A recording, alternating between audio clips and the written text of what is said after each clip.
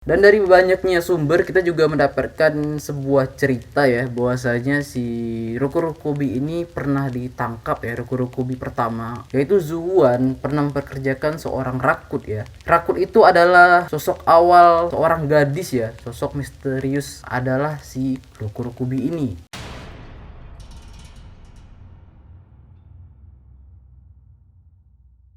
Assalamualaikum warahmatullahi wabarakatuh. Selamat bergabung teman-teman, selamat datang lagi guys ya. Terima kasih banyak teman-teman semuanya yang udah ngebantu supportnya selalu, yang udah ngebantu like, yang udah ngebantu komen, yang udah ngebantu subscribe-nya juga terima kasih banyak. Oke, hari ini kita bakal ngebahas ya, datang dari negara Jepang, yaitu Rokurokobi ya. Itu urban legend di Jepang, teman-teman mungkin udah pernah dengar ya. Dimana urban legend ini, si Rokurokobi ini adalah sosok makhluk halus yang memiliki leher yang panjang. Sebelum kita menjelaskan lebih jauh siapa si Rokurokobi ini, kita bakal menjelaskan dasar-dasarnya dulu ya guys ya. Dari beberapa sumber yang kita dapatkan, ternyata si Rokurokobi ini ternyata dulunya adalah manusia biasa teman-teman ya. Dan dia bisa berubah jadi makhluk halus ya, atau arwah penasaran ya, karena dia memilih mengakhiri hidupnya dengan cara bunuh diri. Mereka percaya banyak faktor ya penyebab dari si manusia ini bunuh diri, itu banyak faktor guys. Dari bisa jadi dengan gara-gara percintaan, bisa jadi juga dengan gagalnya bisnis, dan biasalah ya perkara-perkara dalam duniawi yang membuat si manusia ini kecewa dan memilih mengakhiri hidupnya sendiri. Mereka memilih mengakhiri hidupnya sendiri dengan tujuan setelah mereka mati, mereka akan memiliki jiwa yang tenang ya. Arwah mereka itu mengalami ketenangan ya, tanpa harus melalui kesusahan. Justru malah sebaliknya, setelah mereka bunuh diri, mereka justru mendapatkan karma buruk karena tidak bisa menghargai hidup-hidupnya. Dan masyarakat Jepang juga percaya bahwasanya arwah-arwah yang berakhir dengan cara bunuh diri, mereka akan berubah menjadi si Rokurokobi ini, dan tujuannya adalah mengganggu masyarakat ataupun warga-warga sekitar yang lewat di wilayah tersebut. Ya kalau di Indonesia mungkin teman-teman udah pernah ya kan dengar-dengar seperti kuntilanak yang mengganggu orang, ataupun pocong ya. Dan ataupun bisa jadi gundurwo ya, teman-teman pernah dengar ya, bisa jadi seperti itu guys ya. Beda negara ya beda-beda ceritanya ya, beda-beda juga perupa-rupanya guys. Dan pada umumnya arwah-arwah penasaran ini memiliki sifat-sifat yang jahat ya. Jadi tujuannya untuk menyelakakan orang lain ya, membuat orang lain juga kecelakaan sehingga meninggal ya. Banyak faktor yang bisa disebabkan dari si makhluk halus ini guys ya, dengan tujuannya ya untuk menyelakakan orang lain. Walaupun makhluk halus ini pada umumnya memiliki sifat yang jahat, tetapi tidak semuanya teman-teman ya. Bahkan ada juga yang baik ya, bukan berarti baik itu menolong orang ya. Baik itu dalam artian tidak mengganggu masyarakat yang lewat. Dia cuma berdiam diri di pojokan dinding ataupun di pojokan perumahan ya, dan tidak mengganggu orang-orang yang lewat teman-teman ya. Walaupun nggak mengganggu, tapi kalau dia munculkan diri berdiri di sosok pinggiran ya kan, ya pastinya orang bakal ketakutan juga ya kan. Waduh, parah juga ya. Oh iya teman-teman ya, cerita ini adalah cerita rakyat ya, dimana cerita ini sering diceritakan seorang ibu untuk anaknya ketika anaknya beranjak untuk tidur. Tapi rada serem ya ketika anak mau tidur malah diceritakan cerita-cerita horor. Untuk cerita urban legendnya dari Jepang banyak banget teman-teman ya. Salah satunya adalah Putri Kaguya ya, yaitu putri yang didapatkan oleh seorang kakek-kakek di dalam bambu teman-teman. Mungkin selanjutnya kita bakal ngebahas si Putri Kaguya ini juga, atau banyak ya, banyak banget cerita-cerita yang bakal kita bahas. Teman-teman ya dibantu supportnya aja teman-teman ya, kedepannya kita bakal bahas semuanya teman-teman. Munculnya cerita rakyat di Jepang itu berawal dari Kaisar Meiji Jepang teman-teman. Jadi berawal dari Kaisar Meiji Jepang sampai dengan sekarang, cerita-cerita rakyat terus diceritakan untuk seorang anak ya. Dan tujuan diceritakan ini bukan untuk menakut-nakuti anaknya teman-teman. Ada juga diceritakan untuk mengambil hikmah di dalam hidup. Kabarnya juga nih, katanya si Rokurokobi ini memiliki wajah seperti manusia biasa ketika pagi dan siang hari teman-teman ya. Jadi tidak ada kecurigaan dari masyarakat sekitar bahwasanya ini makhluk halus ya, arwah penasaran. Tetapi semuanya berubah ketika menuju ke malam hari. Dia dapat merubah diri memanjangkan leher karena dia memiliki kekuatan ya gaib tersebut. Mitosnya juga si Rokurokobi ini datang dari dunia lain ya, dengan tujuannya hadir di dunia ini untuk membawa kabar baik dan kabar buruk teman-teman ya, bisa membawa bencana dan keberuntungan.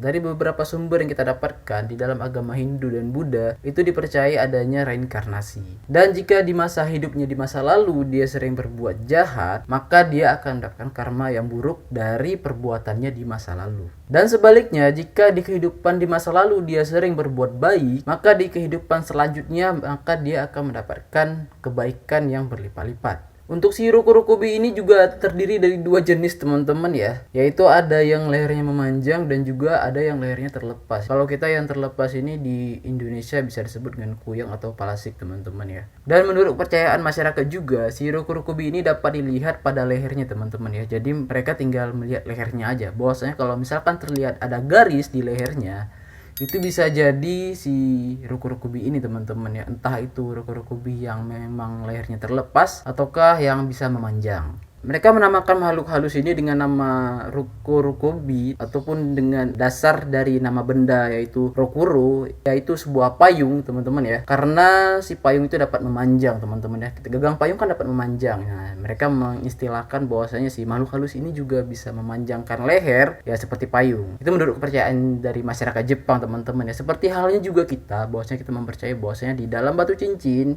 juga bakal dihuni oleh makhluk halus ya.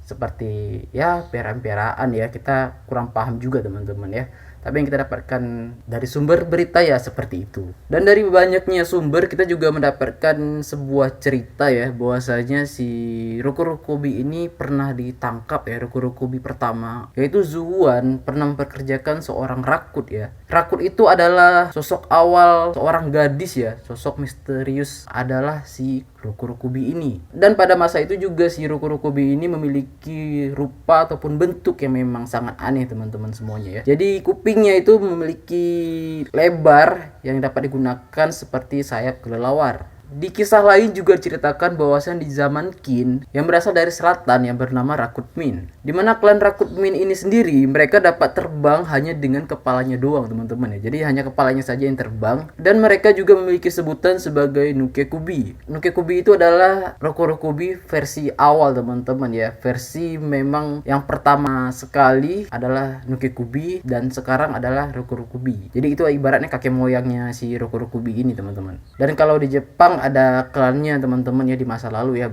menurut beberapa sumber yang kita dapatkan ya. Ya sebenarnya kita nggak perlu heran lagi ya, karena memang sendiri di Indonesia ya banyak banget ya cerita-cerita misteri seperti ini teman-teman ya. Kalau di Indonesia ya ada palasik, ada kuyang ya. Nah kalau di Malaysia juga ada namanya penanggalan ya. Dan kalau di Thailand sendiri juga ada namanya krasu.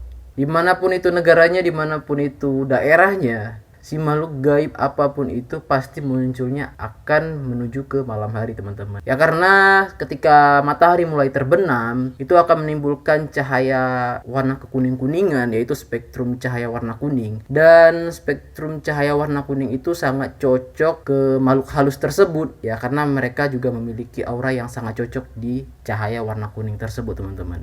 Ya menurut teorinya seperti itu teman-teman ya.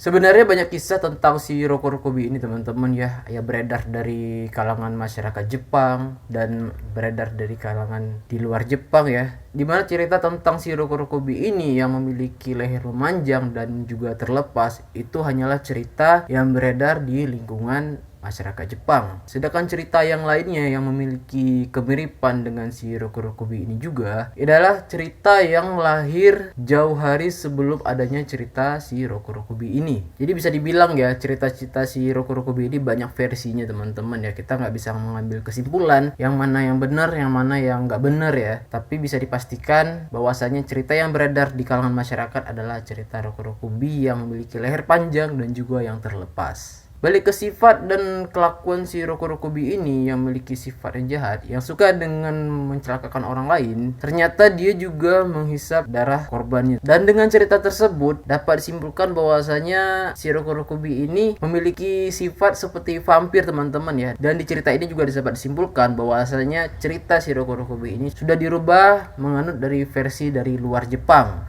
sehingga sudah tidak murni lagi, karena memang si Rokurokobi ini sifat aslinya tidak menghisap darah. Beda dengan vampir teman-teman ya. Dan diceritakan juga bahwasanya si Rokurokobi ini dia juga dapat hadir ke dalam mimpi si korbannya, mimpi orang lain teman-teman ya, dapat masuk dan keluar sehingga orang tersebut mengalami mimpi buruk. Dikategorikan juga bahwasanya si Rokurokobi ini mempunyai kelemahan, yaitu ketika dia tertidur, kepala dan tubuhnya itu dapat memisah sehingga kepalanya itu bisa pergi kemana saja teman-teman ya. Dan syaratnya si tubuh ini tidak boleh bergerak kemanapun, karena resikonya ketika si kepala pulang dan ketika dia tidak bisa menemukan tubuhnya, sudah pasti dia tidak akan dapat menjadi manusia lagi. Banyak cerita ya tentang si Rokurokobi ini teman-teman. Ada yang mengatakan bahwasanya si Rokurokobi adalah sebuah arwah ya yang mengalami karma buruk yang disebabkan oleh ketika masa hidupnya melakukan kejahatan sehingga mereka bereinkarnasi menjadi makhluk-makhluk yang jahat. Ada juga yang mengatakan bahwasanya si Rokurokobi ini adalah arwah jahat yang masuk ke dalam manusia sehingga dia dapat melepaskan kepala dan badannya. Banyak versi yang kita dapatkan teman-teman. Oke, itu aja teman-teman ya. Bagi teman-teman mungkin yang udah ngebantu supportnya, terima kasih banyak ya. Terima kasih banyak yang udah ngebantu like, comment, subscribe. Terima kasih banyak teman-teman semuanya. Semoga dalam keadaan sehat selalu, sehat sekeluarga juga pastinya. Amin ya rabbal alamin. Kita jumpa di video selanjutnya. Terima kasih banyak. Di akhir kata saya undur diri, saya akhiri. Assalamualaikum warahmatullahi wabarakatuh. See you.